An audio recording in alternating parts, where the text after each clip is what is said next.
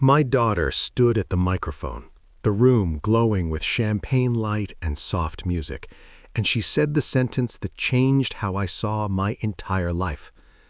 I want to thank the woman who taught me what real family looks like. She wasn't looking at me. She was looking at her mother-in-law. I sat in the back row of the barn-style venue, hands folded neatly in my lap, listening as applause rolled through the room like a wave that never reached shore. People smiled. Glasses clinked. Someone behind me whispered how beautiful the moment was. Beautiful. I had raised Emily alone after her mother died. 40 years of early mornings, late nights, scraped knees, science projects, heartbreaks I talked her through at the kitchen table long after midnight. I worked double shifts so she could go to college without debt. I memorized the sound of her breathing when she was sick, learned which nightmares made her cry and which ones made her silent. I buried my wife without her because she was out of town with her partner's family. And now, in front of nearly 200 guests, my daughter had rewritten her history with a single sentence. She continued speaking, voice steady, practiced. She thanked the wedding planner. She thanked friends. She thanked her spouse, Ashley, for bringing stability into her life. And then she thanked Ashley's parents for showing her what unconditional support really means. Not once did she say my name. I told myself to stay calm. People forget things when they're nervous. Speeches are imperfect. Maybe she would circle back. Maybe this wasn't what it sounded like. Then I felt a hand touch my shoulder. I turned to see a young woman wearing a headset and a professional smile that didn't quite reach her eyes. "Sir," she said quietly, "we're about to take family photographs. Would you mind stepping aside for a moment?" Stepping aside. I looked toward the front of the room. Emily stood beside Ashley, laughing at something her mother-in-law whispered into her ear. Ashley noticed me then. Our eyes met. She smiled. Not a polite smile, not an apologetic one, a satisfied smile. The kind that says, "This is exactly how I planned it." I understood in that instant that this wasn't an oversight. This was a removal. They didn't want me in the pictures. They didn't want me in the narrative. They didn't want me visible at all. I stood slowly, aware of how quiet the room felt despite the music still playing. A few guests glanced over and then quickly looked away, pretending not to notice. It's amazing how invisible someone can become when their discomfort threatens the comfort of others. As I walked toward the side exit, Ashley intercepted me. She appeared at my elbow holding a glass of champagne, her posture relaxed, her voice honeyed. "James, are you comfortable?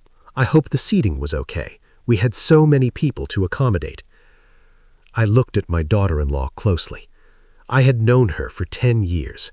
I had shared holiday tables with her, listened to her talk about family values, watched her accept compliments for being so attentive and organized. But now I saw what my late wife had seen long before I was willing to admit it. Calculation.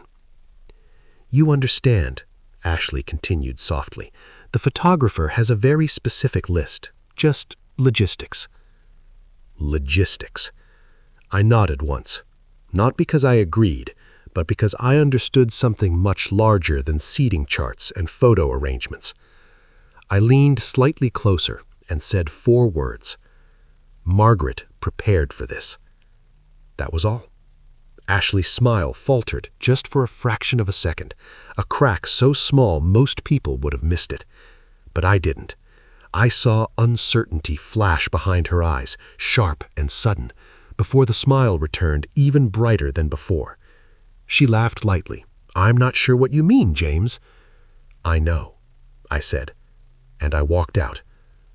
The cold air outside hit my face like a slap, clearing something that had been building in my chest for years. I didn't rush. I didn't look back. I held myself the way my wife had taught me to, with dignity, even when no one else offers it to you. As I crossed the gravel parking lot, I noticed a small figure standing near the dessert table inside, pressed close to the window. My granddaughter, Madison. She wasn't smiling. She wasn't laughing. She was watching her mother. And the look on her face wasn't admiration. It was suspicion. Ashley thought she had won that night. She believed she had finally pushed me far enough to disappear quietly, to accept my place on the margins, to fade into a managed existence where decisions would be made for me. What she didn't know, what she couldn't know, is that my wife had seen her coming years earlier, and that those 4 words weren't a threat. They were a warning. Because that ceremony wasn't the moment I lost my daughter. It was the moment I finally understood what she had married into, and what it was willing to do to erase me. Margaret noticed Ashley before I did.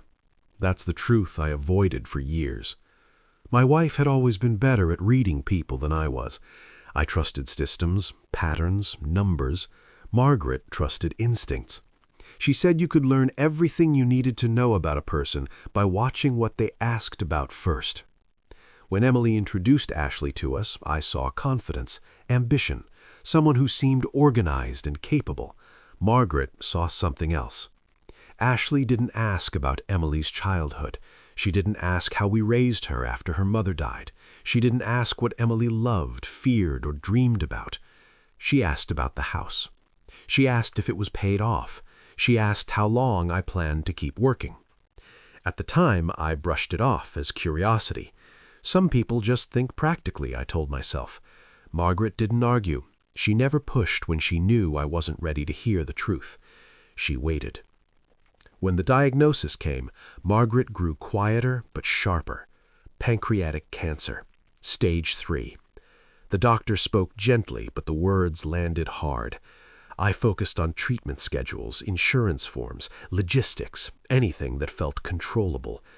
Ashley visited twice during those months. The first time, she brought flowers Margaret was allergic to and spent most of the visit asking about estate planning, probate, and how complicated things could get if paperwork wasn't in order. The second time, she came alone. I was in the kitchen making tea when I heard her say something about putting the house in Emily's name early to avoid unnecessary legal stress. Margaret cut her off mid-sentence. Her voice was weak but firm. Ashley left 10 minutes later. That night, Margaret asked me to sit beside her. The hospice bed faced the window so she could see the garden she had planted years earlier. "James," she said quietly, "that woman doesn't love our daughter. She loves what we built." I told her she was tired, that the medication was affecting her, that I didn't want to assume the worst about someone Emily loved. Margaret didn't argue. She just said, "Promise me you'll be careful." I promised. I didn't understand what I was promising. Margaret died on a Tuesday morning, sunlight falling across her face exactly the way she would have wanted. Emily arrived hours later. Ashley didn't come. She said flowers, the same kind Margaret was allergic to. After that, everything shifted.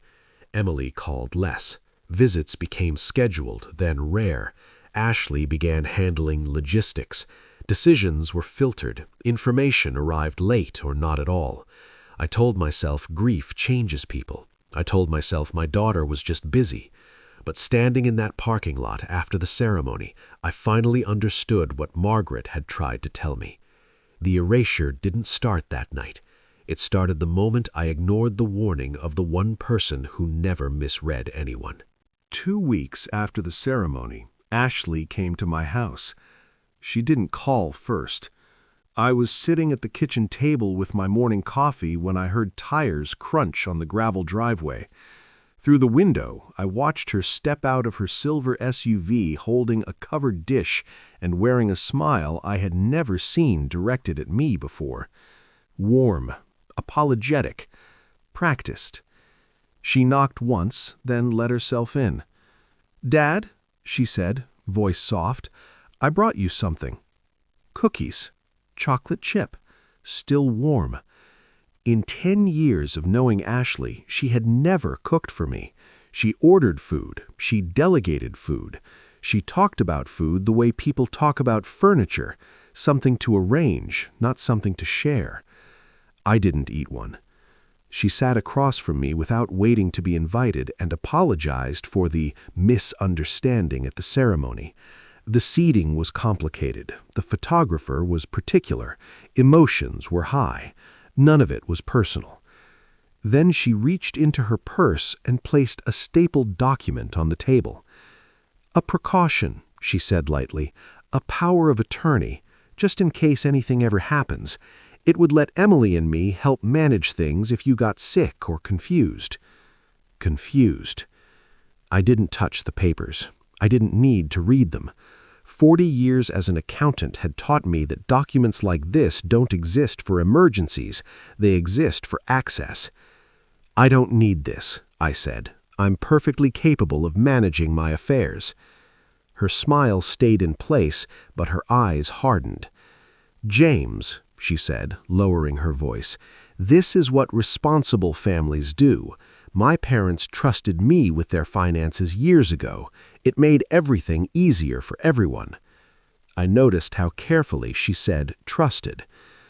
"I'll think about it," I replied. The warmth disappeared instantly. She leaned back in her chair, studying me the way someone studies a problem that hasn't behaved as expected. "Emily is worried about you living alone. The house is big, the stairs, the yard. We've discussed whether it might be time for professionals to evaluate whether this arrangement is still safe." I felt the threat settle between us, quiet and unmistakable. A competency evaluation. Sign, or we decide you can't decide anymore. Ashley stood, smoothing her jacket. "Think it over. Families should take care of each other." She gestured toward the cookies. "Enjoy those. I made them just for you." After she left, the house felt different, smaller, watched. I sat at the table for a long time, staring at the document she'd left behind. That was the moment I understood something fundamental. The ceremony wasn't about celebrating love. It was about establishing authority. And the visit wasn't concern. It was the opening move. 3 days after Ashley's visit, my daughter called. I felt a strange tension when I saw Emily's name on my phone. Relief mixed with dread. A parent should never feel that way when their child calls, but by then, nothing about our relationship felt normal anymore. "Dad," she said, and her voice sounded careful, controlled. "We need to talk about the paperwork Ashley left." No greeting, no warmth. I told her I didn't need a power of attorney, that I was healthy, that I had managed my own finances for decades. There was a pause, then a familiar sound, another voice just out of range. Ashley, coaching. "Dad," Emily continued, "Ashley and I talked about this, and we think it's for the best. You're not getting any younger, and we just want to make sure everything is in order." Another pause. "If you're not willing to cooperate," she said, "we're going to have to rethink some things." "Rethink what?" I asked, though I already knew. "Madison's schedule," Emily replied. "She needs stability, fewer disruptions." My stomach dropped. They were using my granddaughter. "What does Madison have to do with this?" I asked. "She's at an age where consistency matters," Emily said flatly. "If family situations get complicated, it might be better to limit visits for a while."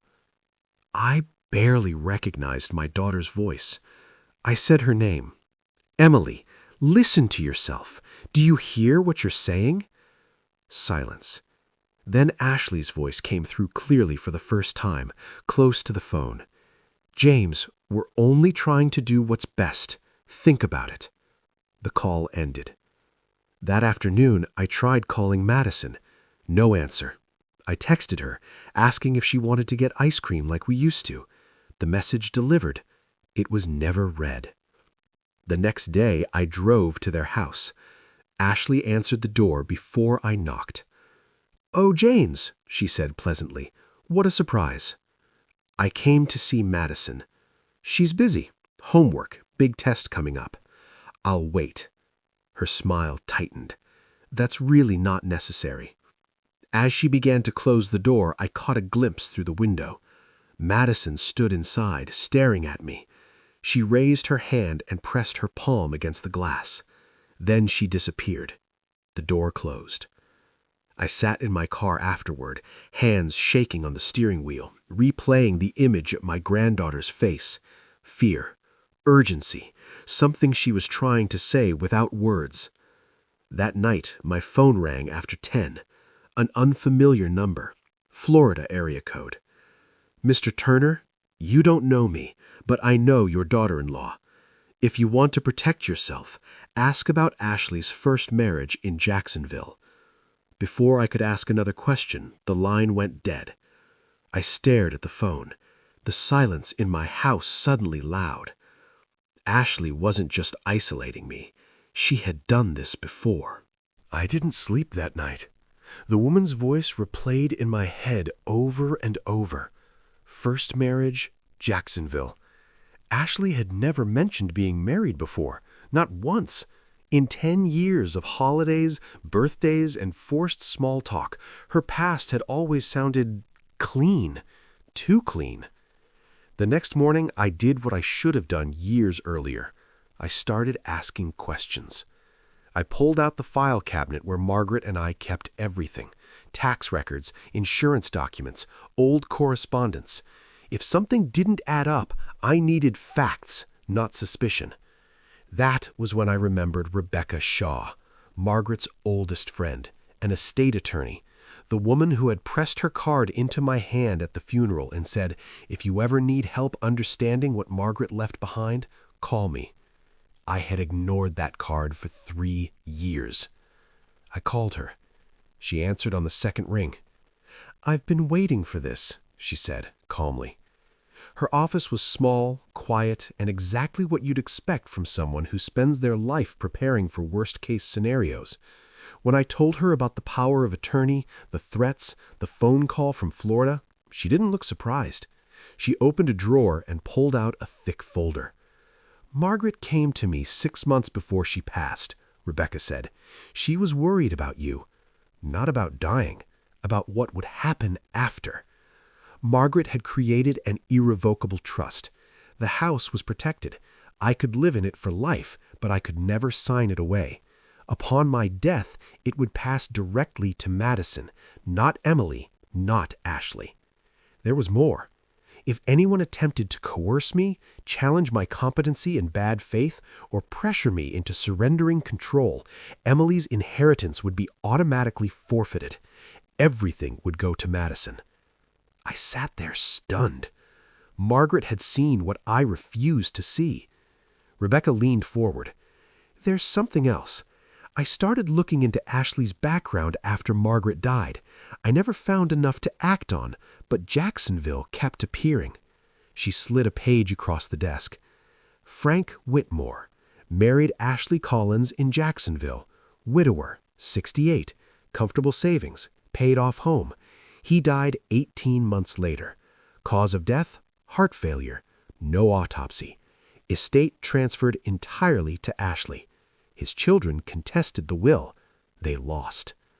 I felt cold. "She erased him," Rebecca said quietly.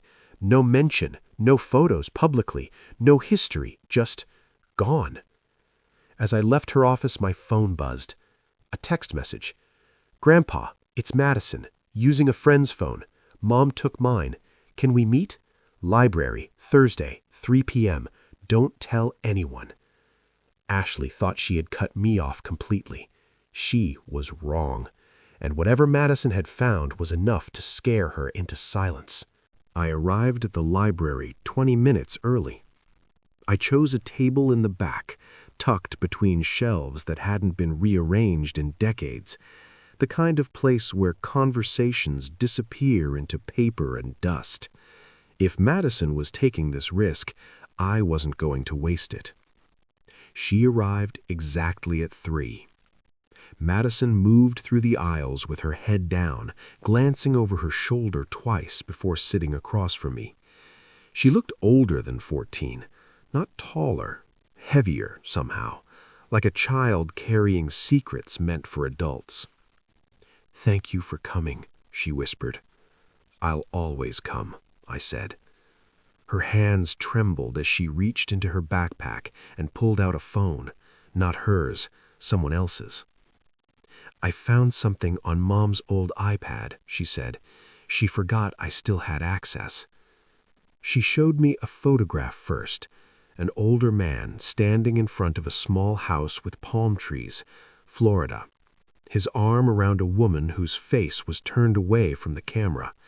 The file name read Frank W. "He was her husband," Madison said quietly, "before Mom married my mom." I felt my chest tighten. Then she opened an audio file. "I think it was recorded by accident," she said. "Mom was on speakerphone." She pressed play. Ashley's voice filled the space between us, calm, confident. "The old man doesn't know what's coming," Ashley said in the recording. "Once he signs the power of attorney, we'll have access to everything. The house alone is worth over $300,000. A man's voice responded, older, familiar. "And if he won't sign?" Ashley laughed. "Then we handle him the same way I handled Frank. Make it easy, make it quick." The recording ended. Madison's hands were shaking. "I think she's planning to hurt you," she whispered, "and I think she already did it once." I stared at the screen, at the proof I had never wanted to exist. My granddaughter hadn't just exposed manipulation, she had exposed a pattern. I copied the file to my phone, then looked at Madison. "You did the right thing," I said, "no matter what happens next." She nodded, tears slipping down her face. "She always said Grandma was weak," she whispered, "but I don't think that's true."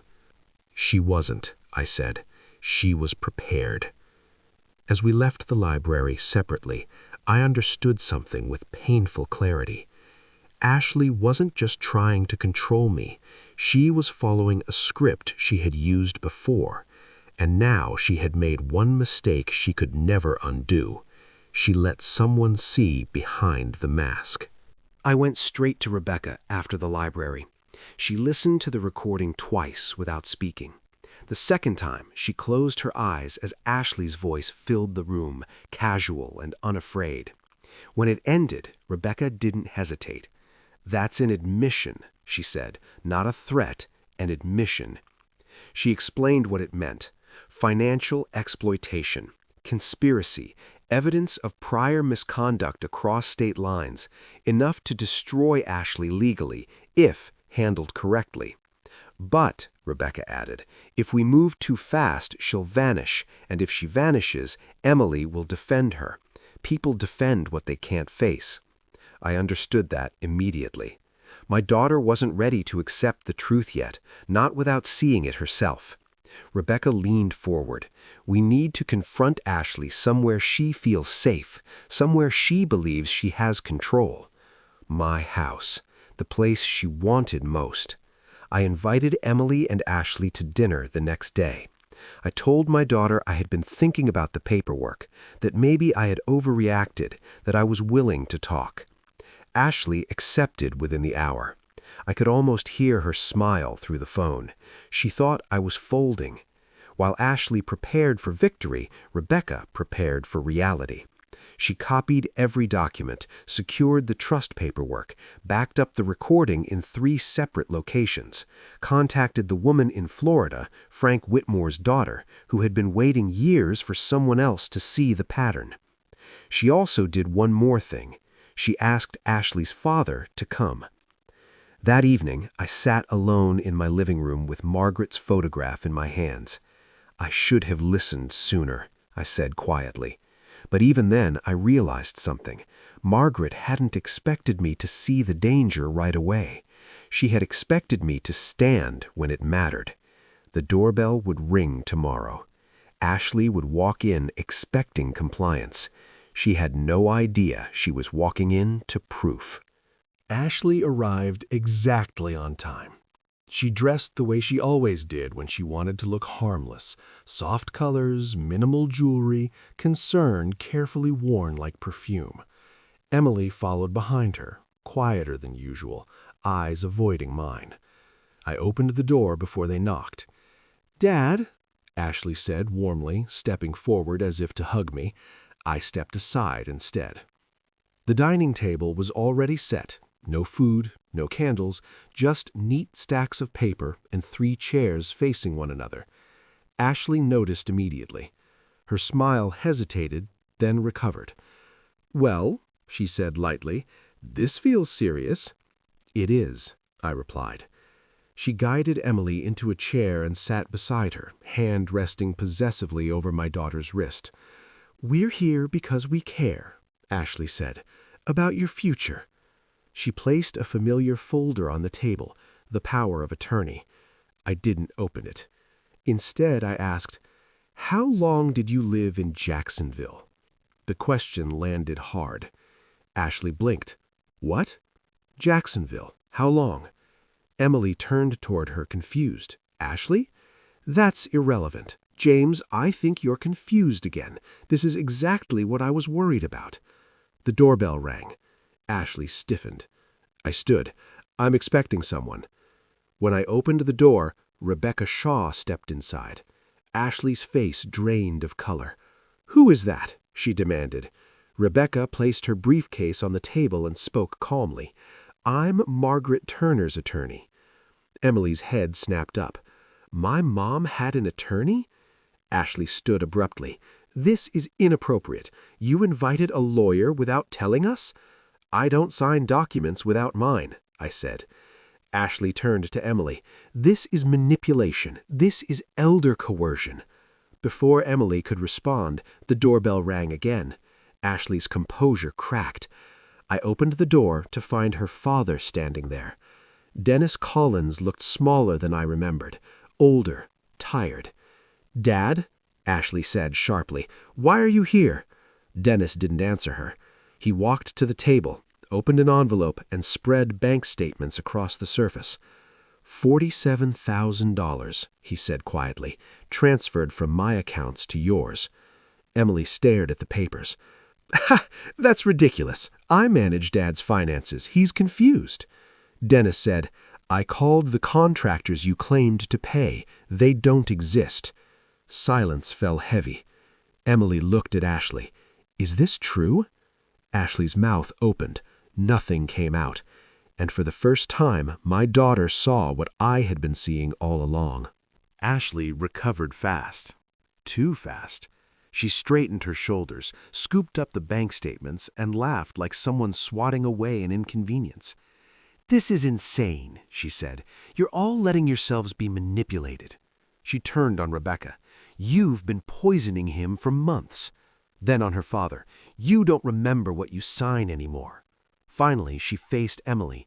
"This is what they do," Ashley said gently, taking my daughter's hands. "They panic when they realize they're losing control. We talked about this." Emily hesitated. That hesitation told me everything. Ashley had prepared her for this moment long before it arrived. Rebecca didn't argue. She didn't raise her voice. She reached into her briefcase and placed a phone on the table. "I'd like everyone to listen to something." Ashley's eyes widened. "No," she said sharply, "you don't get to do this." Rebecca pressed play. Ashley's own voice filled the room. "The old man doesn't know what's coming. Once he signs the power of attorney, we'll have access to everything." Dennis closed his eyes. "And if he won't sign," the man's voice asked, "then we handle him the same way I handled Frank." The room went silent. Emily stared at the phone as if it had bitten her. "Ashley," she whispered, "who is Frank?" Ashley's expression twisted, anger replacing charm. "Turn it off," she snapped. "That's illegal." Rebecca met her stare. "It's evidence." Emily stood up slowly, her chair scraping against the floor. "You said my father was paranoid," she said. "You said Grandma was weak. You said I needed to protect Madison from him." Ashley's voice rose. "I was protecting us." "By stealing from your own father?" Emily asked. "By talking about handling mine?" Ashley lunged for the phone. Dennis caught her wrist. "Enough," he said. Ashley yanked free, eyes wild. "Fine. You want the truth? I did what needed to be done. Men like him don't give up control unless you take it." Emily stepped back as if struck. "You used me," she said. Ashley sneered. "You let me." That was the moment my daughter finally understood. Not suspected, understood. And once the truth is seen clearly, it can't be unseen. Ashley left my house that night in silence.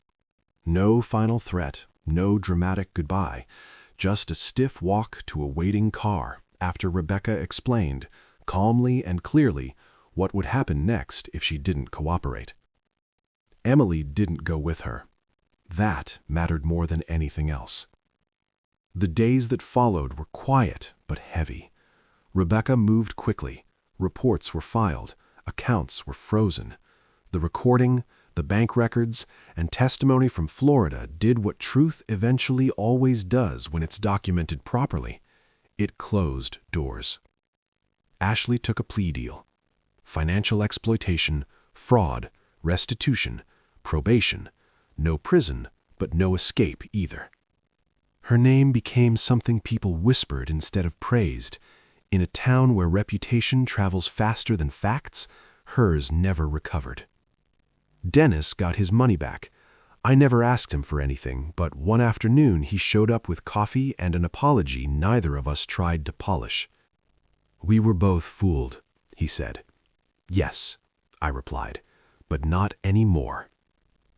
Emily stayed. That was the harder part. The legal damage was clean.